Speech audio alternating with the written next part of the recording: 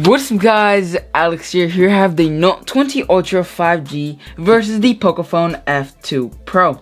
In this video, as you guys might have guessed, I'll be comparing both of these phones. That includes a sound test, speed test, talking about the screens of course, showing you guys which screen is better of course at the same time, doing a game test, and see basically which phone is faster. Overall, I'm gonna just do this quick little comparison and show you guys, and then after I'm also gonna do a game test on this Note 20 Ultra to see how fast it actually is.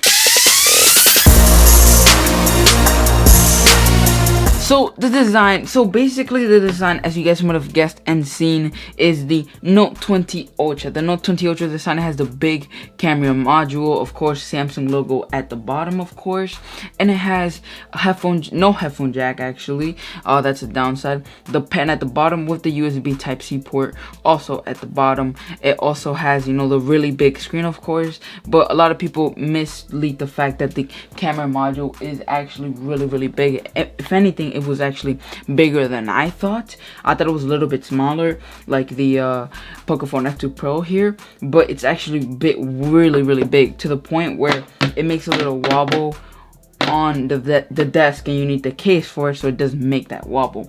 That sort of makes you want to buy a case for the phone. Now, the design on the Pocophone F2 Pro has a circular camera module right there. It also has a little bit of the, like that, you know, also has that, because also a little bit big, but not as big as the Note 20 Ultra. I don't know if I should say this is a bad sign or a good thing, or a bad thing. I'm just gonna say, for me, it is. I don't like that wobble that phones have, you know. I don't really like it. I just like the phones to be still on the desk, but you know, they had to make the cameras better, of course, so I'm gonna let it slide. But for me, I would rather have the camera module be flat than have it like the phone wobble like that, of course. But as you guys want to guessed, of course, the pop-up camera on the Pocophone F2 Pro at the top with the headphone jack also, and the speakers at the bottom with the USB Type-C right here, and the camera module, of course, and the SIM card tray at the bottom with the buttons on the side. Now I'm gonna do a quick sound test. Of course, a lot of people want to know which phone is louder, so I'm first gonna do the Pocophone F2 Pro, then I'm gonna do the Note 20 Ultra. So I'm just gonna put out some non-copyrighted music right here, non-copyrighted music, and then do the sound test. So here we go. Full volume.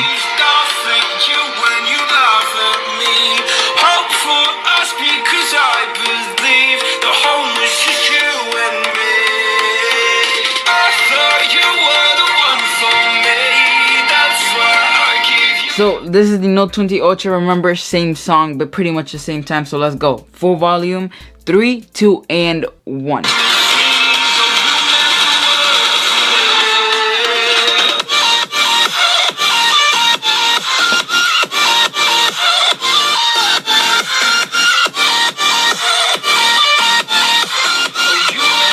You know that the Pocophone F2 Pro sound is 192 kilohertz with the headphone jack.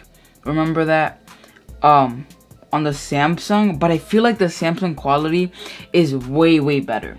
Now, the screens. So the screen on the Note 20 Ultra is a 6.9 dynamic AMOLED 2x capacitive touchscreen with 16 million colors. It has a 91.7% screen to body ratio as well, and I think that's also pretty good, you know, for, you know, this phone. And remember, this phone is actually, it has a very big screen. Okay, look, my hand, right, this is about the size of my hand.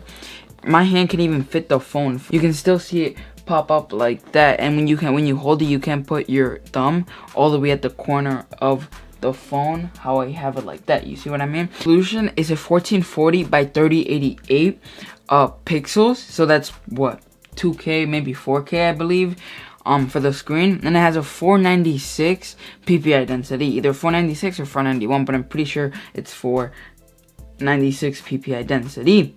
Now the protection, it has Corning Gorilla Glass 6 or Corning Gorilla Glass Victus, which I've actually never heard of, so I think that's pretty weird. Corning Gorilla Glass Victus on the phone, and apparently it's actually pretty good. So that's a protection for the screen.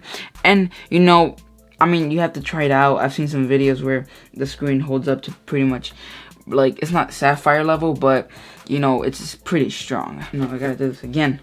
Now for the screen on the Pocophone F2 Pro. It has a Super AMOLED capacitive touchscreen with 16 million colors. It has a 1080 by 2400 pixels display with, I'm pretty sure, a 400 ppi density. It is also protected by Corning Gorilla Glass 5, and it has HDR10 plus. And 500 nits of brightness as well, so that's pretty bright. If I turn it up, yeah, it's actually pretty bright. Now the Note 20 Ultra, I'm pretty sure, also has 500 nits of brightness as well. This is a 6.67 inch display, while the Note 20 Ultra is a 6.9. So overall in screen, the Note 20 Ultra wins. Alright guys, so welcome to the speed test. So basically, as you can see, Note 20 Ultra, Pocophone F2 Pro, of course, with their corresponding boxes, of course. Now, basically, the speed test is just me gonna turn on both phones and see which one boots up first. Now, the Pocophone F2 Pro has a Snapdragon 865 plus, and so does the Snapdragon and so does the Note 20 Ultra, also has a Snapdragon 865 plus. So this is going to be a little interesting in seeing which one powers on first. So let's go 3, 2, and 1. Oh, so far it's a Note 20 Ultra. I'm just gonna leave it there. Alright, let's see which one powers up. Let's go. I low-key want the Pocophone F2 Pro to power up first, but if the Samsung does it first, that's gonna be really impressive. Oh, and the Pocophone F2 Pro did it! Wow, with like the Note 20 Ultra a couple of like seconds behind. Wow, that was crazy. So it did. So okay, so powering up the Pocophone F2 Pro is faster. Now let's open up apps. So of course we have Chrome. Let's open up Chrome first, or Google. Alright, no, Chrome, since Chrome is right there. So let's go. Chrome at the same time. 3, 2, and 1. On the Note 20 Ultra, it did. So Google Play Store once more. 3, 2, and 1. I would say that's the same time. Let's do something else. YouTube, yes, YouTube is a pretty good one. 3, 2, and 1. I guess the Note 20 Ultra by 0.1 milliseconds. I don't know. It could be the same time, but I did see the Note 20 Ultra boot up first. I'm just gonna call that one tie as well. Now let's do a game. Let's do Call of Duty Mobile. Let's go. So Call of Duty Mobile. 3, 2, and 1.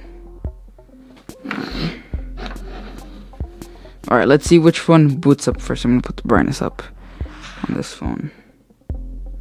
Alright, cool. I don't know. Is it the Note 20 Ultra? Let's see. I guess they were the same time. But I did see the login screen go up first on the Note 20 Ultra than I did the Pocophone. But other than that, they did the same time, I guess. But I guess they're the same speed. Now a couple apps do open up faster on this Note 20 Ultra, but other than that, they're pretty much the same speed. But yeah, honestly, these phones were pretty much the same, I guess. I mean, there are a couple apps where it did go faster. Now I'm gonna show you guys a game test. I'm gonna do the game test first on the Note 20 Ultra with Call of Duty Mobile. Oh, come on. See, as you can see, it is super smooth. Alright. Oh crap, he just killed me. Alright, so honestly, remember this phone has a Snapdragon 865 plus with a GPU of a Adreno 650 in the USA and a Mali G77 globally. I don't know why they have to have it differently for the USA. I would just have it the same for both globally and in the USA, but it is what it is. Now you can either get it in 128 gigabytes of storage with 12 gigabytes of RAM, or 256 gigabytes of storage with 12 gigabytes of RAM, and 512 with, again, 12 gigabytes of RAM. Honestly, still moves pretty good like this. You guys can see. Now, the real test comes when we start playing Fortnite, because that game takes a lot of, like, you know, specs and stuff. crap. Now it has a under the screen fingerprint sensor, a of course face scanning ID as well, and yeah, honestly, pretty good in my opinion. Now the battery is a 4,500 milliamp hour battery, removable, well, non-removable actually, which is pretty bad. It has a fast charging 25 watts, USB power delivery, and yeah, honestly, not bad. And for wireless charging or reverse wireless charging is 4.5 watts to the phone, and for wireless charging 15 watts. So now I do have a problem with the battery. I wish the battery was a little bit bigger, because this phone does have a 120 hertz display. Remember, it has a 1080 or a 1440 by 3088 pixels. So a 4,500 milliamp hour battery doesn't seem enough to suffice this 120 hertz display with, of course, the screen and the cameras, of course. So I wish it would have had a bigger battery, like 6,000 milliamp hours or 5,000 at least. That would have sufficed the phone, because a 120 hertz display, playing games like this, the phone is actually heating up. The battery's taking a really big toll. So honestly, if they would have made it a little bigger, that wouldn't be, such a problem, at least in my opinion. Now, this is the Poco Phone F2 Pro, as you guys can see right here. I'm pretty sure this is a display is a 120 hertz as well, maybe 60 or 90, but I'm pretty sure it's a 120 hertz display. This one also has an Adreno 650 and a Qualcomm Snapdragon 865 plus. And dang, that gun is loud. Let's go. The battery is a 4,700 milliamp hour battery, so that's pretty good, I guess. Sort of the same specs as the Note20 Ultra, but a ton cheaper, like a ton cheaper. This phone has a Snapdragon 865. Well, not an 865 plus, but I doubt there's that big of a difference anyway within an 865 and an 865 plus, It still has the same GPU, Adreno 650 GPU.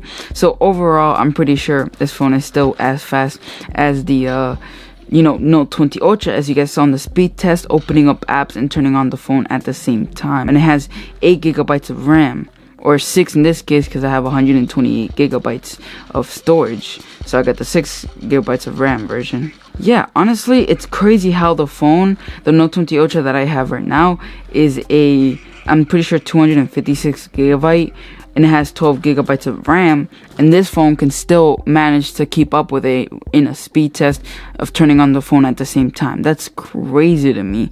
Alright guys, in conclusion, I'm gonna say that the Note20 Ultra wins. Has better cameras, better chipset, with the Qualcomm Snapdragon 865 plus. It has better, a better screen, better refresh rate and stuff like that. It can record at 8K, has a 108 megapixel camera. So because of those, the only thing the Poco Phone F2 Pro really wanted was battery, with the 4,700 milliamp hour battery.